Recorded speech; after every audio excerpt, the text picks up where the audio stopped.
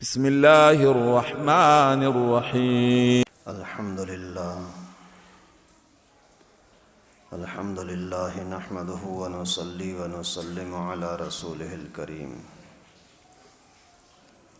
أما بعد فأعوذ بالله من الشيطان الرجيم. بسم الله الرحمن الرحيم. ادع إلى سبيل ربك بالحكمة والموعظة الحسنة وجادلهم بالتي هي أحسن. صدق اللہ العلی العظیم. محترم دوستو عزیزو، اللہ رب العالمین کا قرآن پاک میں حکم ہے کہ لوگوں کو اللہ کے دین کی طرف بلاؤ، لوگوں کو اللہ کے دین کی طرف دعوت دو، حکمت کے ساتھ اور اچھی نصیحت کے ساتھ. اگر کہیں لڑائی جھگڑے کا امکان ہو تو خوبصورت انداز سے جھگڑنے کی بھی اجازت ہے.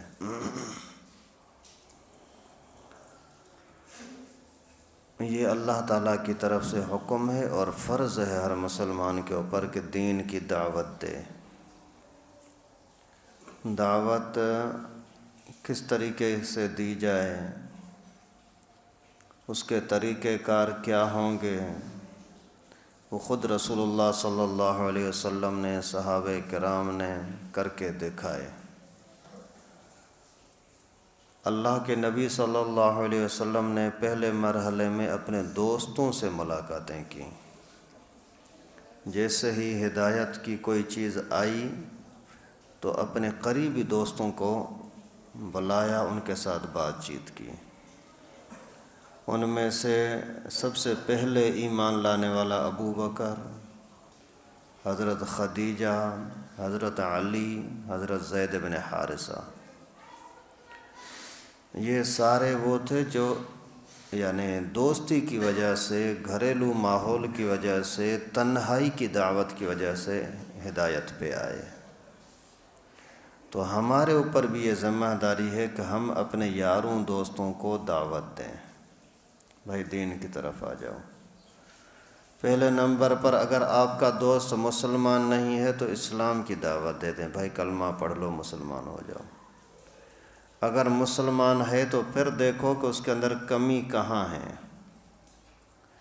اگر نماز کی کمی ہے تو اس کو نماز کی دعوت دو کہ بھائی نماز پڑھو، نماز کے اندر خیر و برکت ہے. آپ کی باتوں میں نہیں آتا تو آپ اس کو ایسے ماحول کے اندر لانے کی کوشش کرو جہاں وہ ان باتوں کو سیکھ سکے، سمجھ سکے. مولویوں کے پاس لے آؤ، تبلیغیوں کے پاس لے آؤ، خانقاہوں میں لے آؤ، کسی نہ کس طریقے سے اسی سے یہ خرابی نکالنے کی کوشش کرو. اگر نماز تو پڑھتا ہے لیکن اس کے اندر روزے کی عادت نہیں ہے تو آپ اس کو روزے کی دعوت دے دیں.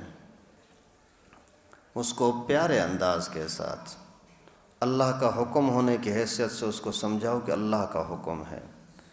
اثر نہیں ہو رہا، اس کو حکمت کے اعتبار سے بولو، یار اس میں بیماریوں سے بڑا فائدہ ہوتا ہے اور قیامت کے دن آپ کے لیے بڑا ذخیرہ اور خزانہ بن جائے گا. یہ بیماری فلاں بندہ تھا، بیمار تھا، روزہ رکھا ٹھیک ہو گیا، اور یہ بیماری تھی، معدے کی بیماری تھی، ختم ہو گئی، گلے کی بیماریاں تھیں، جو کچھ آپ کو معلومات ہو ان کو بتا دیں. کسی بندے کے اندر صدقے خیرات کے اندر کمی کی بیماری ہے، کوتاہی ہے، آپ اسی کو اس کے اوپر تنبیہ کریں. یہ ہے پیغمبر کریم صلی اللہ علیہ وسلم کی دعوت کا پہلا مرحلہ.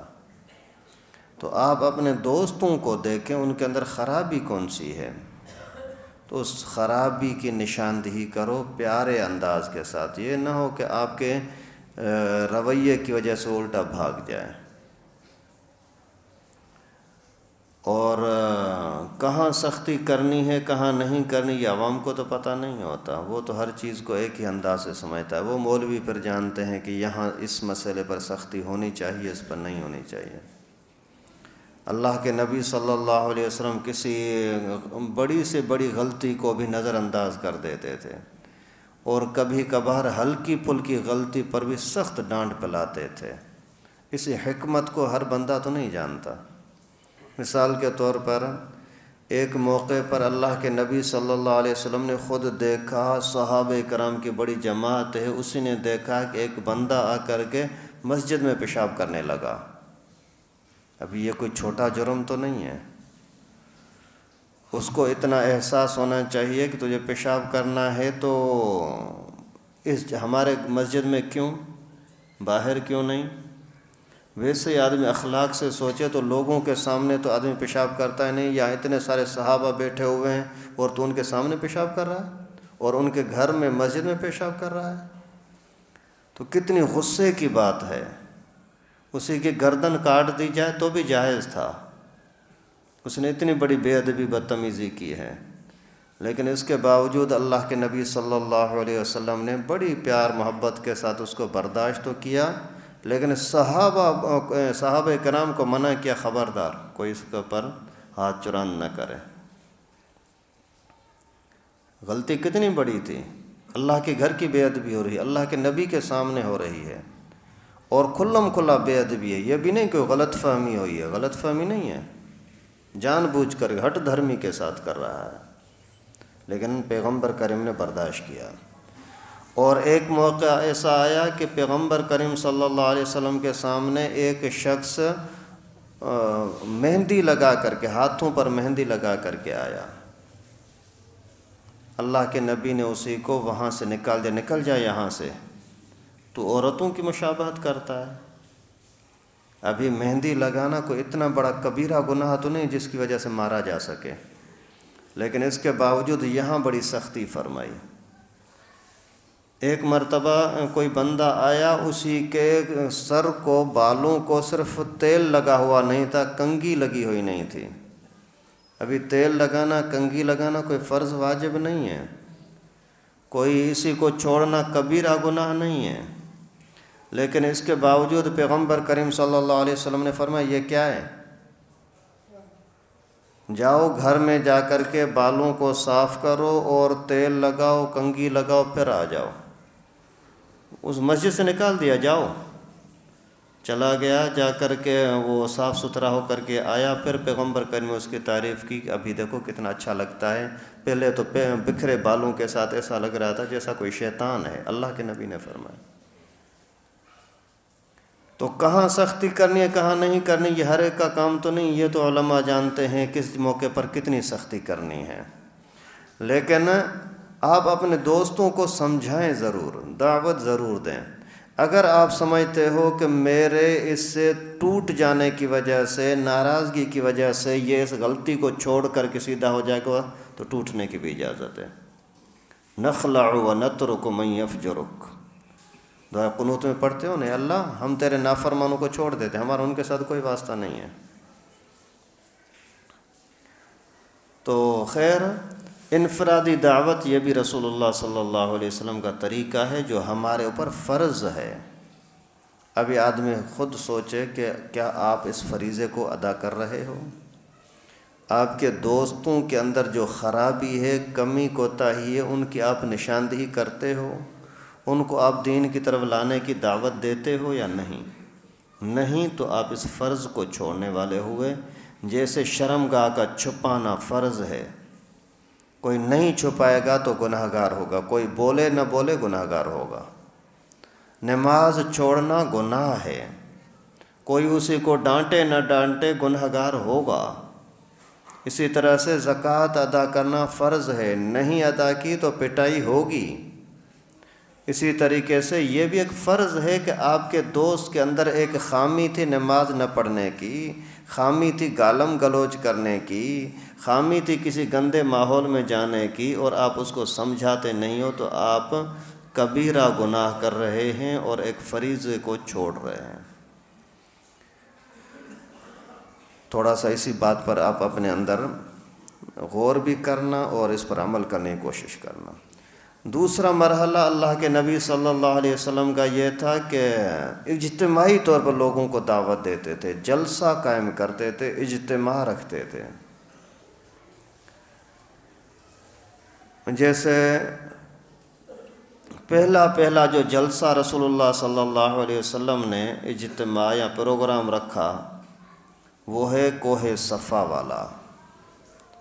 یہ جو عمرے کے اندر لوگ جاتے ہیں تو طواف کے بعد صفا مروے کی سعی ہوتی ہے، دوڑنا ہوتا ہے، تو صفا پہاڑی کے اوپر کھڑے ہو کر کے اللہ کے نبی صلی اللہ علیہ وسلم لوگوں کو اجتماع کے لیے، جلسے کے لیے بلایا۔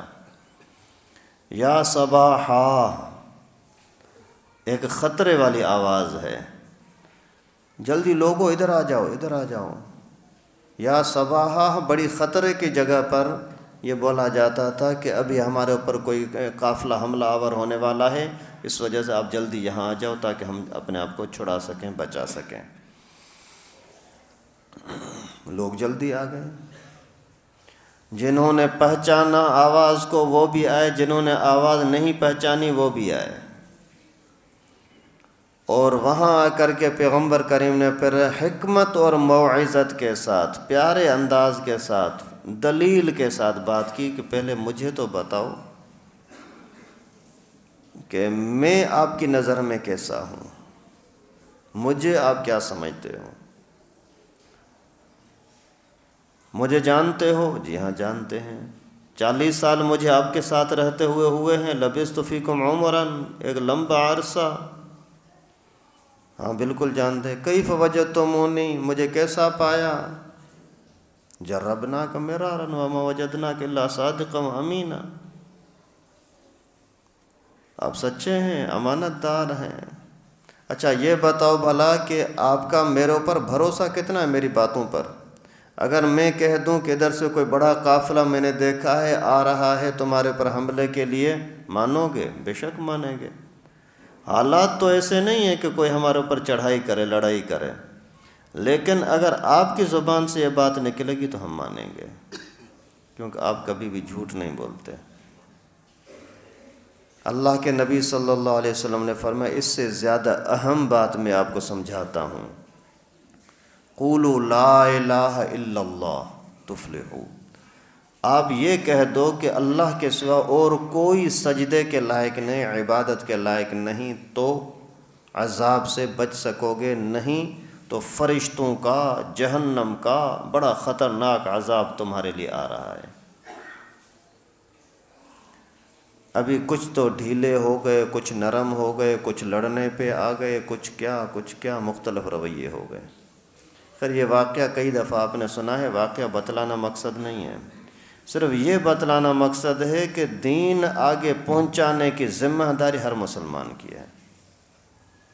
پیغمبر کریم صلی اللہ علیہ وسلم نے اجتماع قائم کر کے اور لوگوں کو بتایا کہ یہ آپ کیوں کلمے کی محنت کرنا، کلمے کی طرف توجہ کرنا، توحید کی طرف توجہ کرنا، آخرت کی تیاری کرنا، آخرت کے عذابوں سے اپنے آپ کو بچانے کی محنت کرنا، یہ تمہاری ذمہ داری ہے۔ پھر یہ سلسلہ آگے چلنا شروع ہو گیا، یہ پہلا مرحلہ تھا۔ پھر انسانوں کو بھی دعوتیں دیں۔ ایک موقع پر پیغمبر کریم صلی اللہ علیہ وسلم نماز پڑھ رہے تھے تو نماز کے اندر قرآن پاک کی جو تلاوت کی تو کچھ جنوں نے تلاوت سن لی، جنات نے۔ پہلی کتابوں سے بھی واقف تھے، تورات، زبور، انجیل سے، انبیاء کرام سے بھی واقف تھے کہ نبی ان کا سلسلہ ہوتا رہتا ہے اور ہدایت کے لیے وہ محنت کرتے ہیں۔ تو انہوں نے جیسے قرآن پاک سننا اور اس میں غور کیا، اللہ کی قدرت اسی ٹائم پر ان کے دل کے اندر ایمان کی محبت جاگی اور مسلمان ہوئے۔ اور پھر جا کر کے اپنے خاندان کے لوگوں کو، قوم کے لوگوں کو بتایا کہ آج تک جو ہم سنتے آ رہے تھے کہ آخری نبی آئے گا، وہ آ گیا ہے۔ کیسے تم کہتے ہو وہی نبی ہے؟ بولا کہ ہم نے جو کتابوں میں نام سنے ہیں، پڑھے ہیں، وہ نام بھی اس کا وہی ہے، اور جو اس کے اوپر کتاب نازل ہوگی، جو حضرت آدم علیہ السلام کی پیدائش سے بھی پہلے اللہ رب العالمین نے وہ کتاب لکھ دی تھی، قرآن پاک، وہ قرآن پاک کی تلاوت بھی ہم سن کر کے آئے ہیں، اوروں کو سنائی بھی۔ خیر آگے پھر وہ دوسرے لوگوں کو بھی لے آئے، پھر بڑا اجتماع ہوا جنات کا۔ پیغمبر کریم صلی اللہ علیہ وسلم ابن مسعود کو ساتھ لے کر کے وہاں جنات کے اندر اسی اجتماع میں خطاب کے لیے، جلسے میں بیان کے لیے اللہ کے نبی صلی اللہ علیہ وسلم تشریف لے گئے۔ ابھی یہ ساری چیزیں کیا ہیں؟ دین کی دعوت کے لیے اجتماع اور جلسے۔ بنیادی مقصد کیا ہے کہ آپ دین کو سیکھنے کی اور سکھانے کی کوشش کریں۔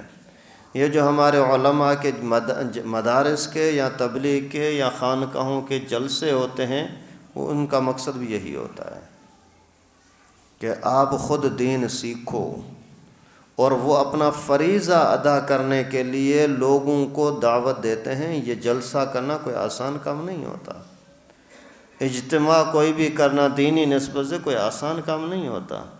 ہزاروں نہیں، لاکھوں نہیں، کروڑوں روپے خرچہ آتا ہے، اور پیسہ اکٹھا کرنا، کسی کے جیب سے نکالنا کوئی آسان کام نہیں ہے۔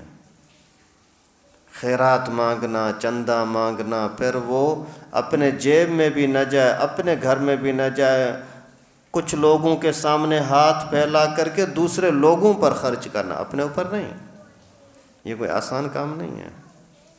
لیکن وہ سارے بیچارے اس لالچ میں کرتے ہیں کہ پیغمبر کریم صلی اللہ علیہ وسلم والے دین کی محنت اور یہ فریضہ دین کو پہنچانے کا یہ ہم ادا کر سکیں۔ تو اس کے لیے جہاں کہیں دینی پروگرام ہو اس میں شرکت کی کوشش کریں۔ ابھی یہ تبلیغی اجتماع شروع ہو رہا ہے، الحمدللہ شروع ہو چکا کل سے۔ ابھی اس میں آپ سے کوئی وہ اپنے لیے پیسے نہیں مانگتے، آپ کے پیسے لگیں گے آپ ہی کے اوپر لگیں گے، کسی اور اوپر نہیں لگیں گے۔ لیکن انہوں نے اتنی ساری تکلیفیں کی ہیں، کروڑوں اربوں خربوں روپے کی زمین ہے، اور ہر بندے کے خرچے کو اگر اکٹھا کرو، 1,00,000 بندے ہوں، 100 روپیہ خرچہ کریں صرف، تو بھی کتنا پیسہ آ گیا۔ تو یہ سارا آپ کے لیے ہو رہا ہے، اور ہم اگر خود دین جانتے بھی نہ ہوں اور شرکت بھی نہ کریں تو یہ کتنی اپنی بدقسمتی ہوگی۔ علاقے کے اندر، محلے کے اندر مدرسے والوں نے، کسی مسجد والوں نے، کسی اللہ والے نے جلسے کا انتظام کیا، بھائی 2 مولوی صاحب آئیں گے، 1 مولوی صاحب آئے گا، بیان کرے گا، اور آپ اس میں شرکت نہ کرو تو یہ اپنے ساتھ کتنا بڑا ظلم ہوگا۔ اجتماعی ماحول کے اندر رہنا، اسی ہی کا نام اسلام ہے۔ جماعت ساتھ کھڑی ہے اور ایک صاحب الگ کہیں کھڑا ہوا ہے، اس کی نماز نہیں ہوتی۔ اللہ کے نبی صلی اللہ علیہ وسلم نے کتنا سختی کے ساتھ فرمایا کہ ید اللہ علی الجماع، اللہ کی رحمت شفقت جماعت پر ہوتی ہے، اکٹھے رہنے پر ہوتی ہے۔ من شذ فی النار، اللہ کے نبی نے فرمایا جو جماعت سے کٹ کے کھڑا ہو گیا، جدا ہو گیا، تو جہنم میں پھینک دیا جائے گا، شذ فی النار۔ تو اسلام نام ہے اجتماعیت کا۔ حضرت عمر فاروق رضی اللہ تعالیٰ عنہ نے روایت کیا کہ اللہ کے نبی نے فرمایا کہ لا اسلام الا بالجماعت ولا جماعت الا بالامارت ولا امارت الا بالاطاعت۔ کوئی مسلمان جماعت سے کٹ کے مسلمان ہو، یہ مسلمان نہیں ہے۔ مسلمان ہونے کے لیے جماعت کے ساتھ جڑنا لازم ہے۔ یوم یدعا کل اناس بامامہم، اللہ رب العالمین فرماتے ہیں قیامت کے دن آپ کو جو پیش کیا جائے گا محشر کے میدان میں، آپ کو امام کے پیچھے آنا پڑے گا۔ آدمی تھوڑا سوچے، آپ کا امام کون ہے؟ کس کو امام مانتے ہو؟ مسجد کا امام جس کے پیچھے نماز پڑھتے ہو، اس کے ساتھ تمہاری محبت ہے یا نفرت ہے؟ اس کے خلاف بکواس کرتے ہو یا اس کی باتوں کے محبت سے سنتے آگے پھیلاتے ہو؟ اگر نفرت ہے تو کس منہ سے قیامت کے دن آپ اس امام کے ساتھ جاؤ گے؟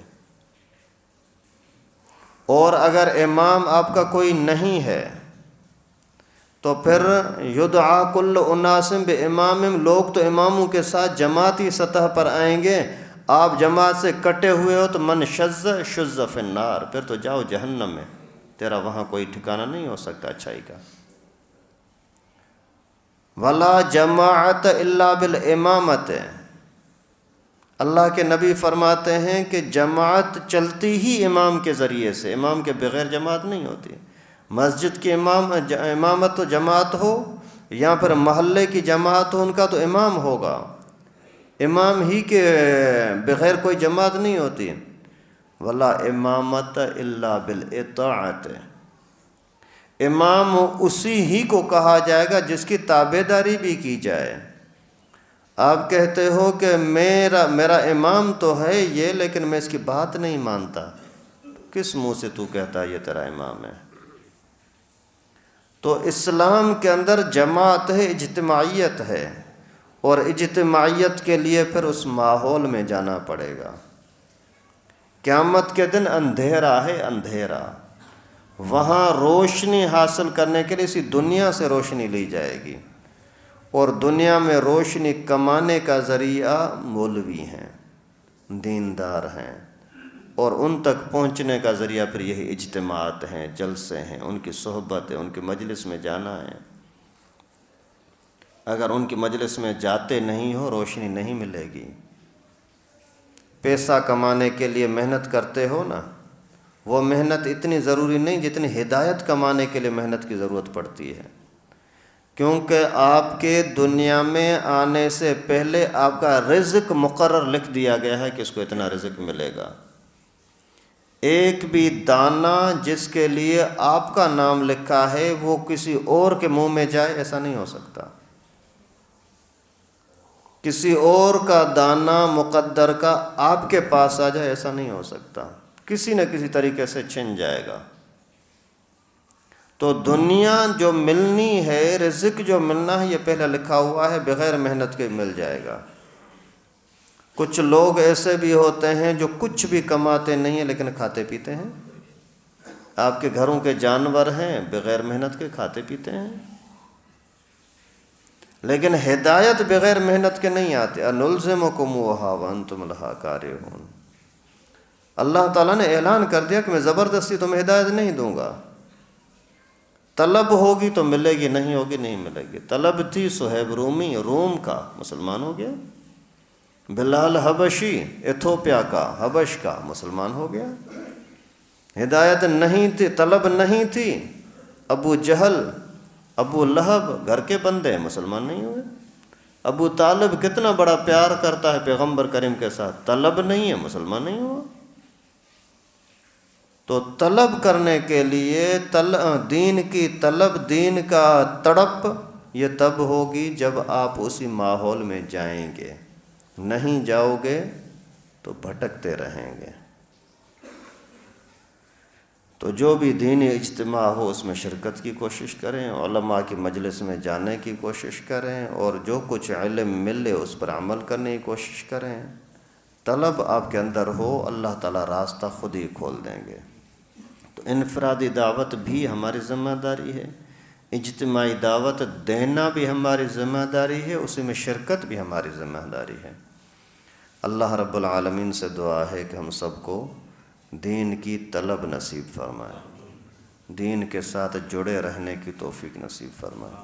اللہ رب العالمین اپنے فضل و کرم سے ہماری کمی کوتاہی معاف فرمائے، اور جو دینی تقاضے ہیں اللہ رب العالمین ان کو سمجھنے کی، پورا کرنے کی توفیق نصیب فرمائے۔